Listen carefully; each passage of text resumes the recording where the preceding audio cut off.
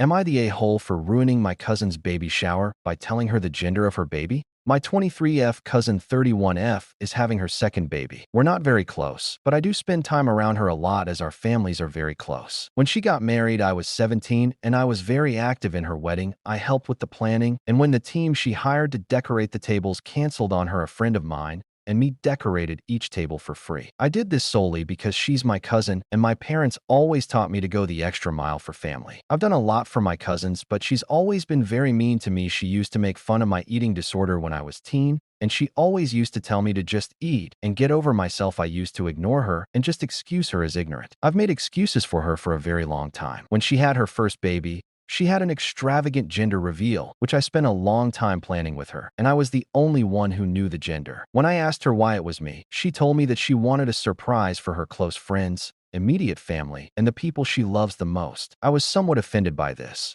but I still planned everything and did the catering as well as organized confetti for each guest to pull at the same time. I thought this was very wasteful, but she insisted. So for this baby, she wanted me to do the same, and I wasn't happy to, but I decided that this would likely be the last favor I do for her. This entire pregnancy, she has been very paranoid and superstitious. She started to joke around, saying that if a woman had had a miscarriage, they shouldn't come near her, since their unhappiness could end her pregnancy. Her friend had a miscarriage last year, and she confided in me that she thinks that she wants to curse her pregnancy. When I was 11 years old, my mom had a really bad miscarriage when it was just me and her in the home. I still remember it clearly, and I won't go into much detail, but my mom's bedroom was covered in blood. The carpet was stained, and the stench of blood could be smelt throughout the home. I was 11 and had to call an ambulance, whilst my mother wailed in pain and sadness for her lost baby. What happened to my mom was a septic pregnancy, and she passed away in the hospital. This was the most traumatic event of my life, and I still cannot look at blood. I was 11 and no longer had my mom. She never had to see me grow up or go to high school. She never watched me graduate. She'll never see me have children of my own. The rest of my childhood was very lonely. I missed my mom more than I can put into words, and my whole family knows to be sensitive regarding this topic. My cousin had no regard for this, and in a conversation with me, she joked that she hopes this pregnancy